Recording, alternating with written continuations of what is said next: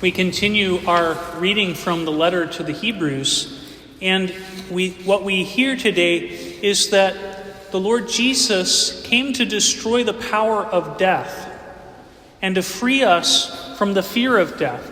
We could say that it was the fear of death that caused Adam and Eve to sin.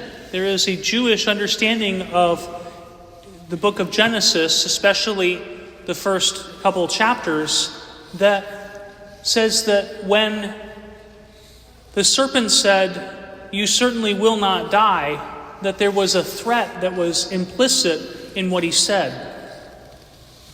What we see is this, that the Lord Jesus took on our humanity and went through everything we go through except sin, including experiencing the tremendous weight of impending death. That is, that fear of suffering and that desire to want to escape suffering in the Garden of Gethsemane, when he chooses not his own human inclination, but the Father's will.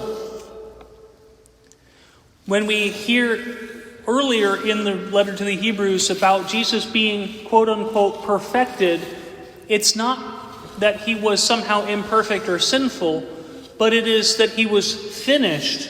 This word for perfect can also mean finished or completed, because God the Father wanted Jesus the Son, who became flesh of our flesh, to experience all the different trials and tribulations that humanity experiences, and also to take upon himself all of the curses of the law that were to be placed upon those who are disobedient.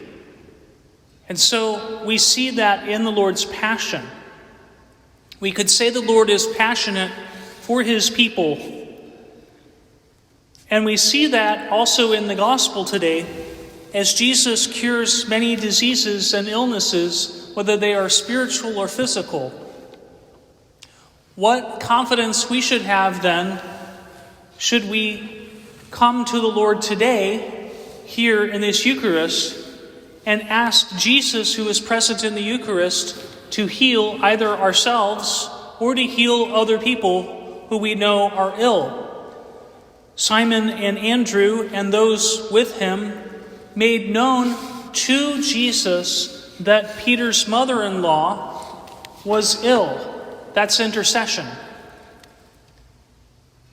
And what we want to remember is that Jesus, who went about healing when he was among us in his humanity, that same Jesus is no different than the Jesus that is here with us today in the Eucharist. In fact, we could say that the presence of Jesus in the Eucharist is more powerful because Jesus has died, rose again, and has ascended into heaven.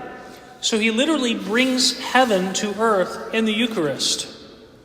And that heavenly reality enters into us, and we are then stewards of that reality, stewards of the power of God's kingdom. So we want to have faith that Jesus, who healed, is still healing and can still heal. We ask the Lord, who is quite passionate for his people, who knows our weaknesses and our sufferings, to be merciful to us and to bring about the healings that he desires to bring about today.